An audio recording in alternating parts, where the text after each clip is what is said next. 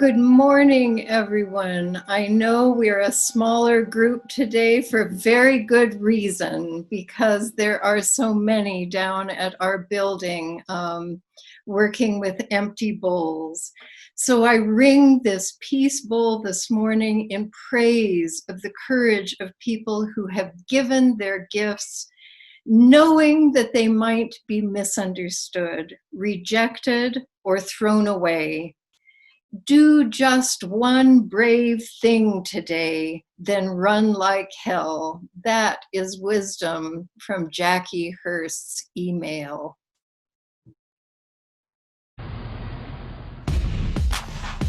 Good morning and welcome to Granite Peak Unitarian Universalist Congregation in sunny Prescott, Arizona on this beautiful Empty Bowls morning. I'm Bobby Bollinger, and I'm pleased to be your worship associate today. We're glad you have chosen to join us this morning, and we hope you are doing as well as can be expected in these uncertain times. If you're joining us for the first or second time this morning, we're happy to have you here. If you would like more information about our congregation, please check us out at prescottuu.org. And consider remaining online today following the service for our breakout rooms where we can chat informally and answer your questions.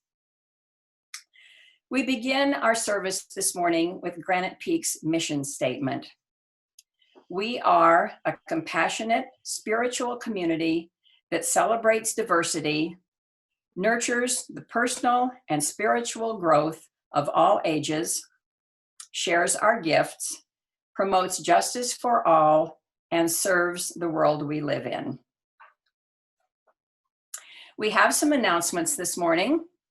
The 23rd annual Empty Bowls event, co-sponsored by the Prescott Unitarian Universalist Fellowship and Granite Peak, is being held today in the Granite Peak parking lot with social distancing from 10 until 4 p.m. Many of our members, as Patty mentioned, are there now handing out pre-purchased bowls to attendees from the safety of the attendees' cars. And just this morning, we learned that local chef Barry Barb of El Gato Azul has gathered other local chefs who are providing soup to go from El Gato until noon today. Social distancing will be observed. All funds will go to Empty Bowls, so hooray for the chefs. To learn more about this event, go to the Empty Bowls website listed in your order of service today. Donations that are received from this event will go to support 5 local food banks.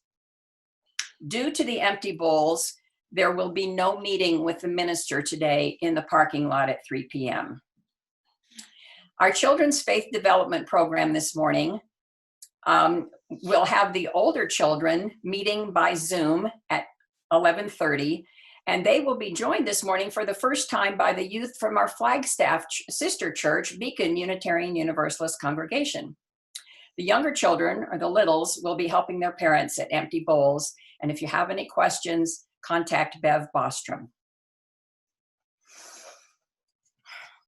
As we continue in the Unitarian Universalist tradition of lighting our chalice, we take time to acknowledge the fear being experienced by so many during this time of pandemic and political upheaval.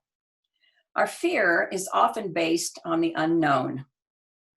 Could we somehow learn how to deal with our fear by approaching the unknown with a sense of wonder? By lending our wisdom and becoming alive and engaged in the present, regardless of the past or the future? By doing so, could we keep the light shining during this pandemic? In a symbolic effort to do so, we light this chalice, a symbol of our heritage, in gratitude for this beloved community.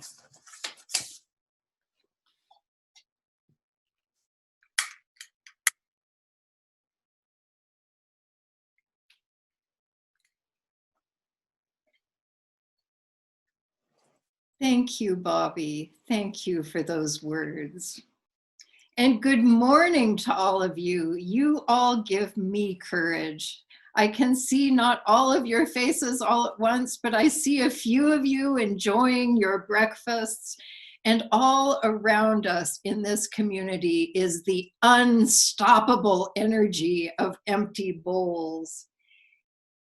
And that is why we are only a few today, and why our parking lot is filled with incredible energy.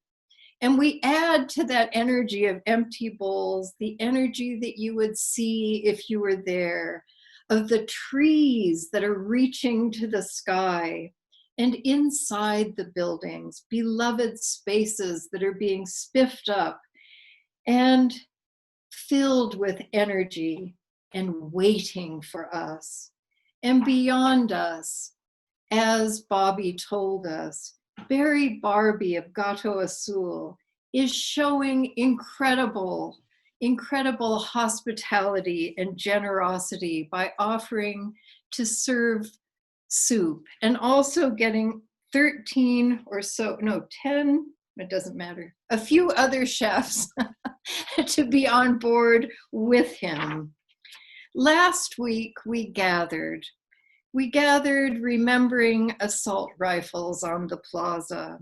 And today we have empty bowls and the incredible generosity of restaurant owners who are suffering economically at this time. And these images, this presence, this is all Prescott, the guns and the generosity. So if you want to go and get soup, it's okay.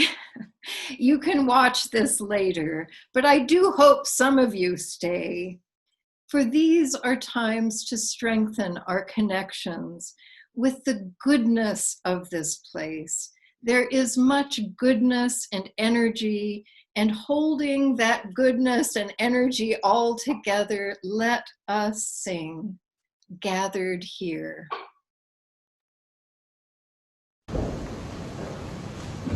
Gathered here in the mystery of the hour. Gathered here in the mystery of the hour. Gathered here in the fellowship of power. Gathered here in the struggle of the heart. Gathered here in the mystery of the hour. Gathered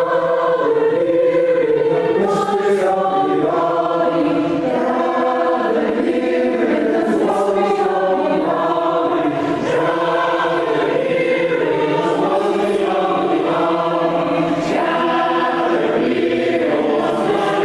the hour.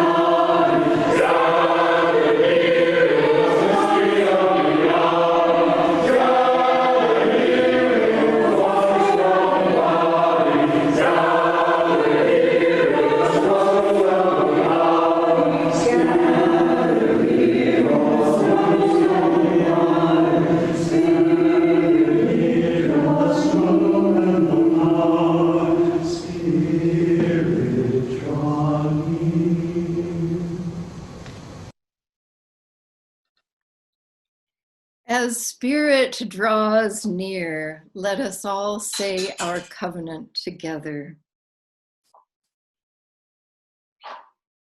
Love is the doctrine of this congregation, the quest for truth its sacrament, and service is its prayer, to dwell together in peace, to seek knowledge in freedom, to serve others in community. Thus do we covenant together. And now we will hear from a board member, Tony Jernigan. Hi, this is Tony Jernigan. I'm one of the at-large board members on our board. I just started my second-year term in July, and each of us acts as a liaison to one of the ministry committees, and I am the liaison to the Faith Development Committee. There's a lot of really cool things happening right now in the world of FD. The building has been remodeled so that there's more light and more space, and there's also an easier way to pass between the two rooms now. In addition, for the kids, they'll be participating in joint Sunday classes with other UU kids from the Northern Arizona congregations. And Bev and the team are working really creatively to keep our kids engaged during this Zoom era. We are really blessed by her and the others on the committee's commitment to our children's programs.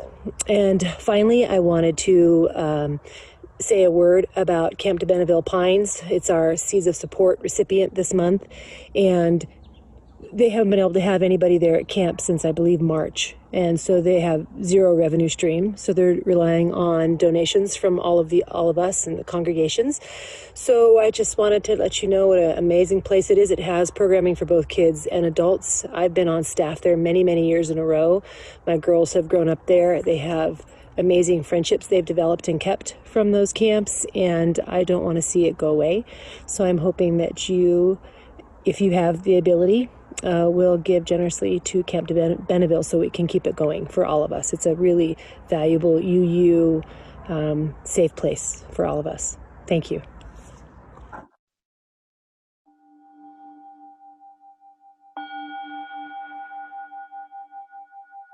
Let us listen to the sound of this bowl, and let us bring our hearts together as every time we gather, we each carry joys and sorrows. Let us feel the earth under our feet. Let us hold together all those humans and animals being affected by the fires that are raging on the West Coast. In Oregon, more than 500,000 people are being evacuated. May we hold each one in a public witness. For each of us, hold privately the joys and sorrows of those who are beloved to us. Yesterday, Mary Lou and I sat with Janer Eldridge, who has just entered hospice. I bring you her feelings of peace, her love of this community. We also continue to hold Pocahontas and Jean Gertler and Joelle Caton, who is preparing for her new life that she will have close to her family in California. Let us hold all those who continue to mourn the loss of people this year and who are now in spaces without those people. Let us hold all those in our community who are feeling this grief and sorrow. I invite you to say those names into this space, after which we will have a time of silence. And after that silence, I will give words of meditation and prayer. So let us say the names of those who are on our hearts and minds into this space.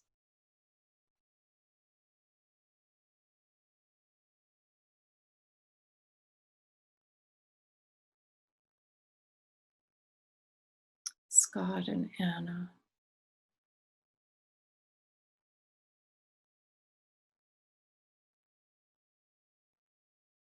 Sandy.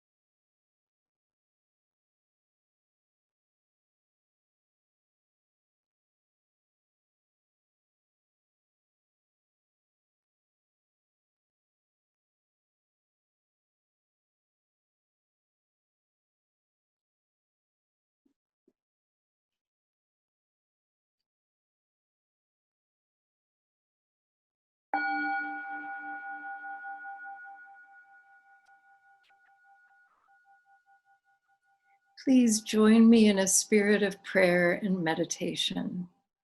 Spirit of life, we are here.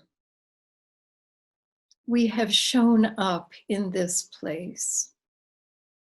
And we as a community are scattered in many places.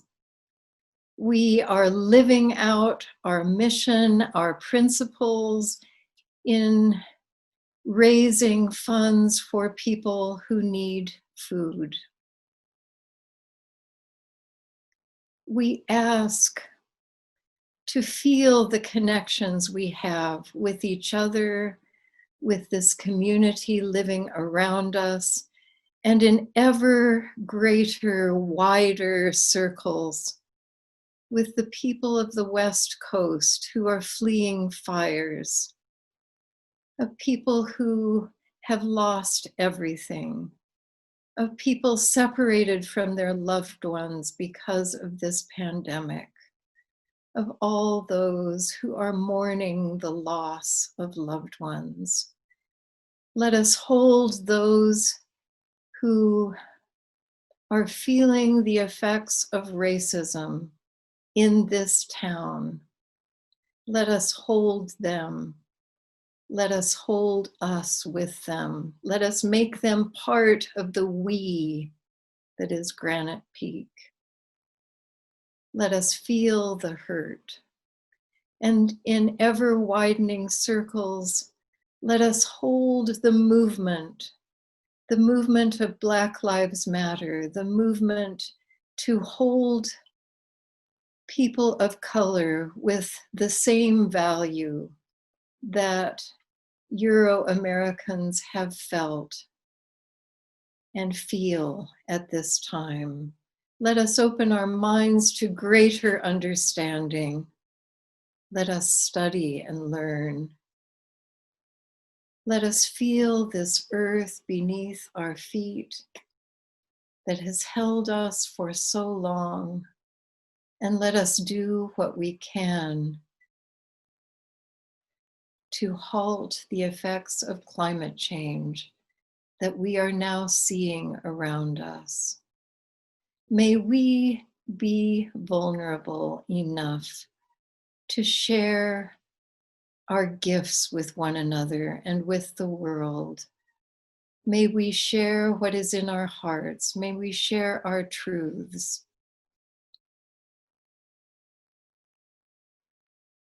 In this difficult time, may we also hear the urgings to self-care. May we take care of ourselves so that we can continue our work, so that we can hold others.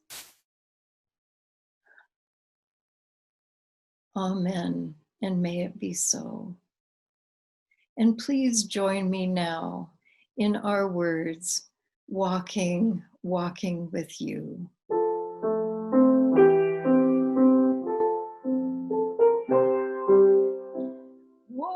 Walking with you. Walking with you is my prayer. There are many ways that we show our support for the ministry and work of Granite Peak, not the least of which is our Sunday morning offering.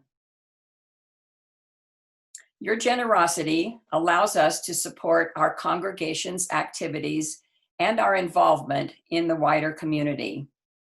To donate during this distance time, please go to our website at prescottuu.org. On the bottom left-hand side, click Donate. You may also mail your contribution to the church. For every donation, please indicate pledge or seeds of support on the memo so that your funds will be distributed as you wish. Besides supporting our congregation, we also give back to the greater community through our Seeds of Support program. And as Tony mentioned earlier, this month's recipient is Camp de Benneville Pines. Information about this beloved camp is on your screen in your order of service. And we have a message from Emma Jarnigan and a friend who would like to tell you why they love this camp. Your generosity is appreciated. What is given in love is received in gratitude. Hi, I'm Emma. And I'm Alex. We are asking you guys to support camp and donate to camp because that is like, I think both of our second homes. He's actually from camp visiting me in Arizona right now. It is basically my second home. It's my favorite place in the whole world. I've met some of my favorite people in the whole world there. It is extremely inclusive and just so much fun, and I would hate for that to all go away. And especially because there are so many fun activities to do there. There's a pool, capture the flag, night crossing, flag football. There's just so many fun activities to do, and it's just really amazing to meet so many new people. And so it would mean a lot if you guys would support camp. Not to mention, it is a completely judgment-free zone. You can be literally whoever, and you're going to be welcomed and loved there. So, No matter what. Yeah. Wow, thank you, Emma. That gives us a new perspective on our seeds of support. Our reading today is Only They Survived. How do you find your way in? My barriers are high and thick, like the sea walls of Japanese villages, meant to keep out the sea. But when plates shift, the waves cannot be stopped by walls, raised hands, prayers for the safety of loved ones. Those are for us when the earth is at rest. To lull us into quiet, help us go about our days as if you were a calm landscape, a cherry tree in full bloom, blossoms scattering on our hands, billowing in clouds to land on the unexpected farmers as a sign of the abundance of the coming season, spreading joy.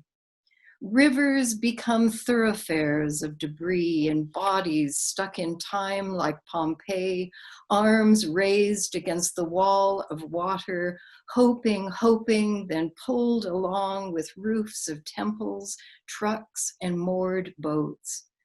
Only the ones who dared to turn around and face the sea full throttle were saved. Bucking the waves as their grandfathers had taught them, remembering then a story they thought was exaggerated, boasting over whiskey, an old man holding up the family name. Only they survived, returning to an emptied port, no moorings for fastening, but the boat knew home and stayed.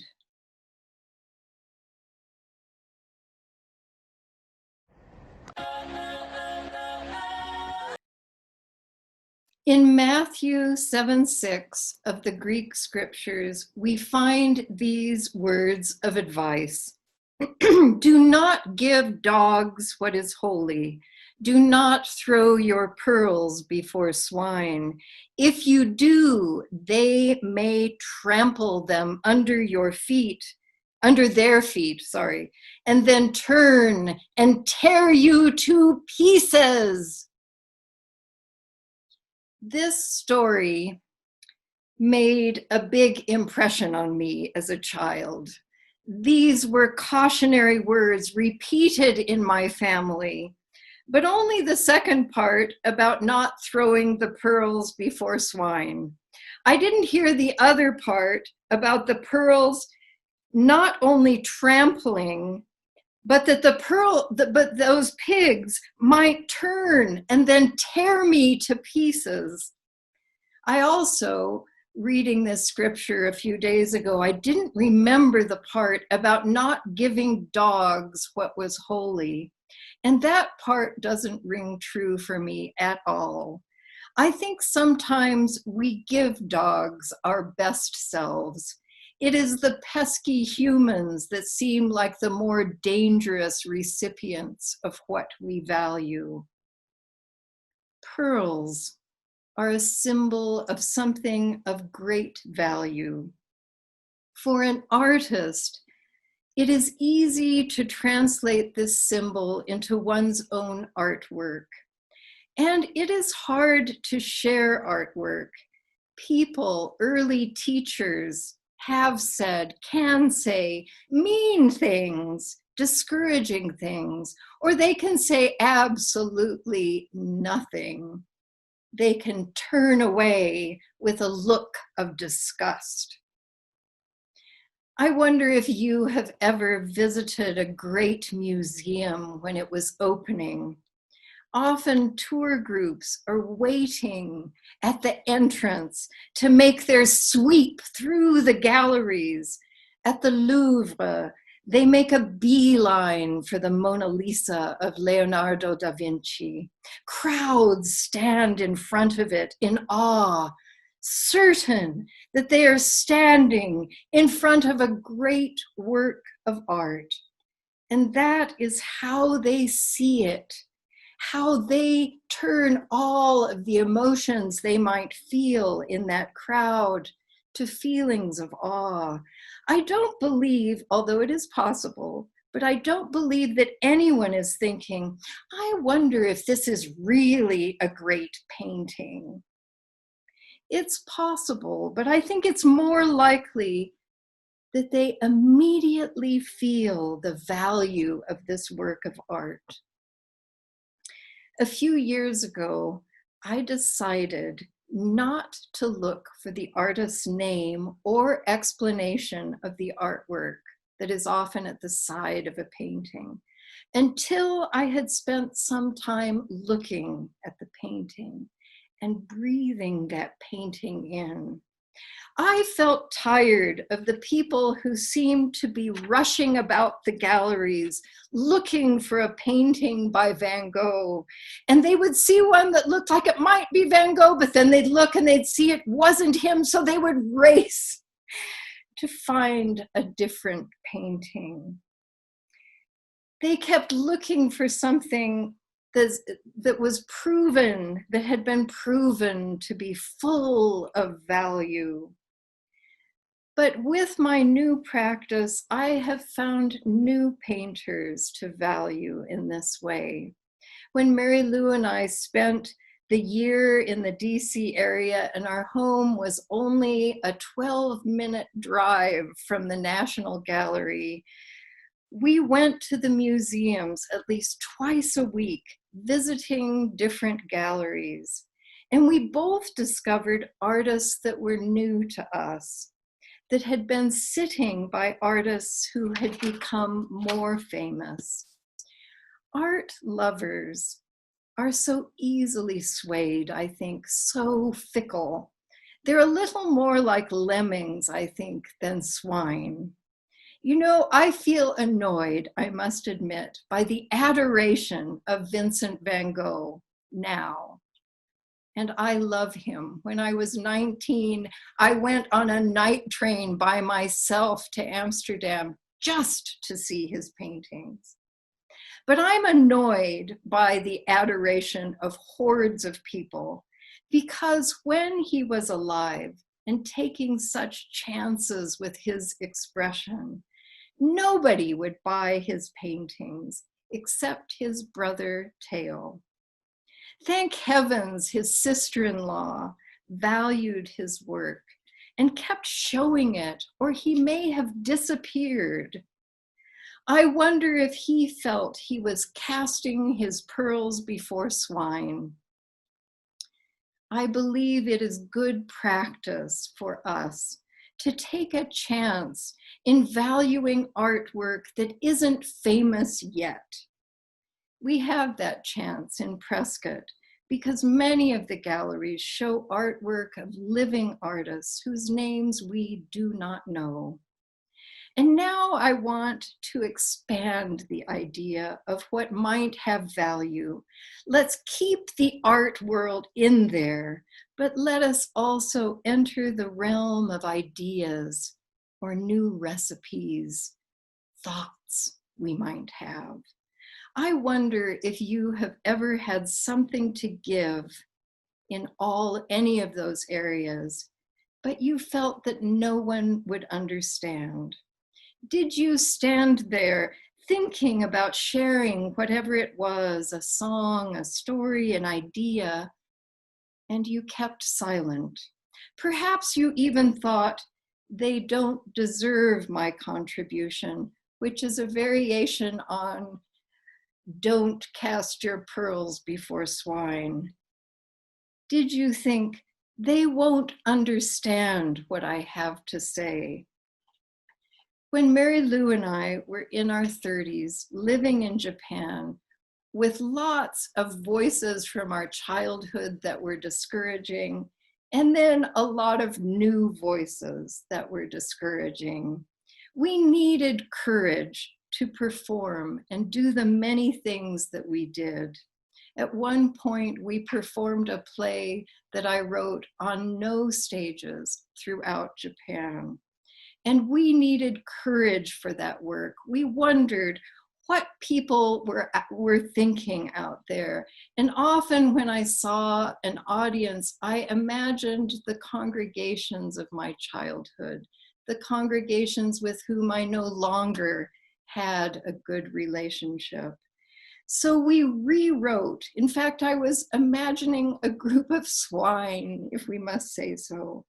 So we decided to rewrite that scripture about not casting pearls before swine. We made this new legend.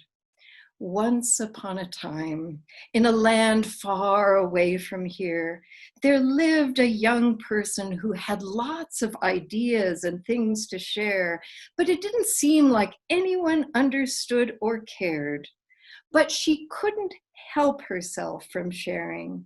So she went to the place where the pigs lived, right outside the town, and she told stories and gave all of what she valued to that group of pigs.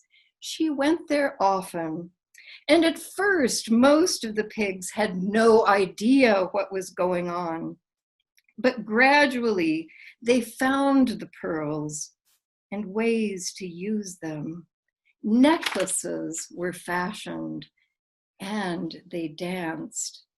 This legend that Mary Lou and I wrote inspired sculptures and paintings. Behind me, you can see one example of that legend in a sculpture. Mary Lou and I decided to imagine that eventually people would understand or value the gifts that we had to give, and to take the chance and give freely. And I am glad that my life has been spent in this way, for nothing lowers my level of happiness like imagining people like those trampling swine. This story, this legend, has also been true for me when I cast myself in the role of the pig. So we're going to change it around a little bit. For there is much I value in my life, wisdom or experience that at first did not appear to have any value. Other people had taken a risk. They had given me something that at first did not appear to have value. When Mary Lou and I had just come out in Los Angeles, and we felt abandoned by our communities and the people we loved, with some wonderful exceptions. We felt unique. We were unique in our suffering. And right around that time, we went to a poetry reading of Adrienne Rich, a poet we both admire. And after the reading, we went to have her sign a copy of her book, The Dream of a Common Language, a book I highly recommend to all of you. And as she was signing, we took the opportunity to tell her of the difficulties we were experiencing, and we expected her to say something sympathetic. Instead, she said this: "It is hard for everyone." Her words in that moment stung a little. But later, quite a bit later, we realized how valuable it was for us to know that we were not alone, that the experience of coming out was hard for everyone. And I wonder if it was hard for her to say what she said. I imagine it would have been easier for her to say, "Oh gosh, I'm sorry. I hope things get better." I'm sure that our faces registered disappointment as we turned away. The realization that we had been given valuable wisdom didn't come for some time. It takes courage to both give the wisdom that is needed and to value the gift that is given. And this takes discernment, because some gifts deserve to be put in the compost pile. But I won't tell those stories today. But I wonder, how can we value each other enough to have these difficult conversations, to say sometimes a difficult truth? I wonder if you've ever had a truth that you wanted to say to someone you loved, but were afraid that it would destroy the relationship. As I prepared for this time together, I thought of how I believe almost all, I could never say all, of the turning points that I have had in relationships have come because I was willing to risk being hurt myself, and I was able to risk hurting the relationship. I remember the day when everything changed between Mary Lou and her mother. Her mother said something insensitive and hurtful on the phone, and after they had said goodbye, Mary Lou stood there for a few minutes, and then she thought, I'm going to call her back and tell her that what she said was hurtful. This was a first step. And her mother said, I was wondering if that was hurtful. It was a first step that led to what her mother would have loved, that we miss her, that when we think of her now, 6 years after her death, that sometimes we cry. Mary Lou felt as if she was risking everything, because that is what it feels like. And in those moments, when we take that risk, that's where the possibility of understanding lies. After the painful break we both had with our families, it was really hard to feel that they would understand what we had to say. It was easy to see them like those swine. We thought that telling them what was on our hearts and minds would be trampled, would not be valued. But those were the conversations that rebuilt new relationships. And when our truths are trampled, because this does happen, that is a chance to build resilience. In Ibram X. Kendi's book on how to be an anti-racist, I have been struck by the superhuman effort of this book. He explains point by point about what racism looks like, how he has experienced it. He talks about his own struggles with racism of different kinds. He talks about going through a period when he hated white people. He thought that they were without value. He could have gone in a completely different direction. He could have joined those theorists who believed that white people came from a different origin, that we became the hateful people that we were, that he had experienced in his life because of scientific reasons. But listening to his teachers, he went on a new path. And in this book, he writes of his journey in coming to understand racism and its many manifestations. And as the reader of this book, What impresses me about his writing is that he has drawn the circle wide, that his experience drew him to invite us to understand and to transform as he transformed. On a nationwide scale, there are individuals who are speaking their truth about racism, knowing that they might be sending their pearls to a bunch of swine. And this is very important time for us to listen to that wisdom, to see this wisdom as pearls that are being produced right now in this world. In our joys and sorrows, we gather our hearts. We consider the bonds among us, and with people in ever widening circles, and with this earth. This is an exchange of pearls, which can give wisdom and beauty into our lives.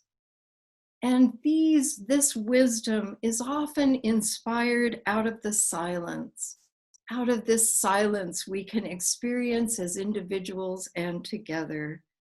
Out of this silence, I have felt urged sometimes to talk with people, to share something, to say something that might heal a heart, to talk about a hurt, to take care of myself. I hope that you are hearing that urge to take care of yourselves. On United Church of Christ buildings, the UCCs, they often have a sign, I wonder how many of you have seen it, that says, God is still speaking. In other words, there is always more wisdom. But that sign, God is still speaking, I don't think would work for Granite Peak.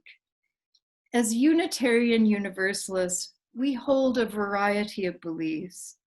I wonder if we could say the interconnected web of life is still imparting wisdom. When I was growing up, a devout member of a different faith group, I felt that the urgings I had came from God. But later, that feeling transformed. I came to see God as a much larger presence, more like the Hebrew word, which I hope you Google, ruach, R-U-A-H. After the service, Google it. That ruach is a Hebrew word meaning that creative energy that flows through the universe. It is that creative energy that went over the waters and created the land. And with Ruach, with listening to Ruach, I have found that anything is possible. And yet, often I live with earplugs against the sound, because Ruach urges me to do risky things, to give something that might not be valued, to give something that might be tromped on, or to make connection with a recipient who might even possibly turn around and attack me. It is easier to live with earplugs, but then I become miserable and I miss the sound of the crickets and the trees. Do you know that some of the first Unitarians were people, they were called Aryans. I wondered about saying that word because that's connected with the Nazis, but this was much before and has no connection. But anyway, they were this people who had a theology. They identified themselves as followers of Rabbi Jesus, but they continued to hold the Jewish concept of the oneness of God. And they put forth the humanity of Jesus rather than his divinity. But I also like to believe that in their holding that humanity, that they were challenging the world to expand their minds as to what was possible in humans. They lost the theological fight at the gathering in Nicaea. But I invite you to look at that fight sometime. I will be speaking about it in other sermons. But I'm asking you whether you understand this receptivity to wisdom, whether you understand it in theistic or humanistic ways. I invite you to live without earplugs. I'm going to try. I invite you to listen to the voices, such as Ibram X. Kendi's, that are helping us understand a larger picture of the past and the future. Listen as Barry Barbie of Gato Azul was listening when he decided to offer soup in a new way to benefit empty bowls. And then he asked his friends. I imagine that he has had people who pushed back against his philanthropic heart, but he didn't let them harden his heart. He kept imagining that people would eventually find the pearls that he was dropping before them. I wonder if you're feeling fed up with someone or something in your life, if you could make a practice of breathing in some of that ruach and see what wisdom comes. But be warned, this wisdom is going to call you to be courageous, to be brave. It will look different than what you imagine. If you are holding a poem, artwork, an idea, or a new recipe, I invite you to give it freely, imagining that what you give will be valued. Maybe not right away. It might sit there in the mud for a while, but sometime. For your gift is what we need, just as we need Ibram X. Kendi's gift. I also invite you to see the gifts that are being given, that the Black Lives Matter movement is giving us. It's giving us a chance to understand these past 400 years and their legacy. And if we can understand, only if we understand, then that ruach can lead us to the part we might play in the healing. So when something feels gritty, something hits us as very gritty, and I often feel that way. A pearl could be forming that we may not see for years. Could we imagine as a community that through giving freely, that people may be making necklaces and dancing in far corners of this earth? May we value the world enough to give what we have. When we die, may we leave whole communities with beautiful necklaces of pearls. Be brave. Let's be brave together.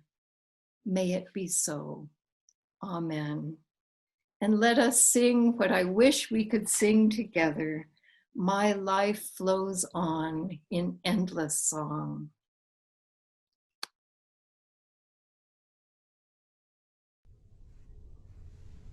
My life flows on in endless song of earth's lamentation. I hear the rhythm far off hymn that hails a new creation.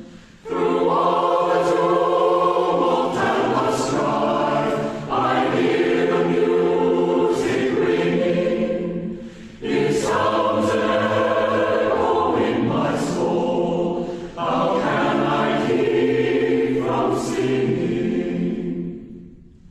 what will the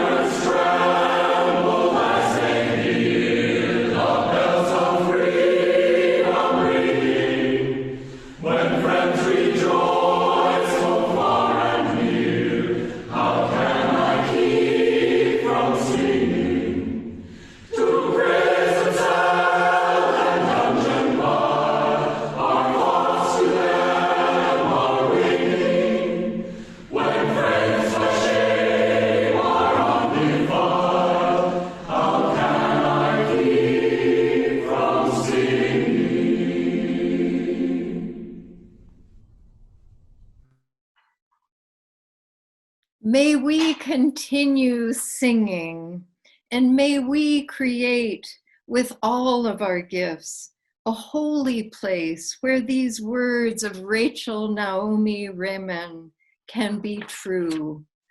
The places we are seen and heard are holy places. They remind us of our value as human beings.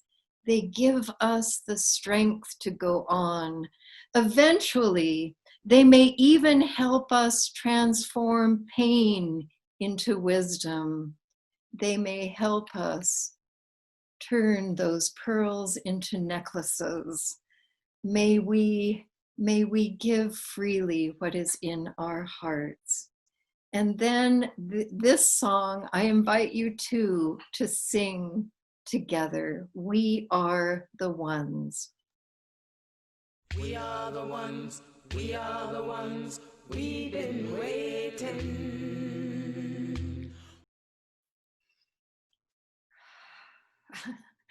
Thank you for gathering today, and I look forward to hearing of your brave deeds. If you are inspired to a brave deed, please send me an email and let me know. And now we extinguish our chalice, after which we will go into breakout rooms, and I will stay here with a cup of coffee, which I can smell is being made at this moment in our kitchen.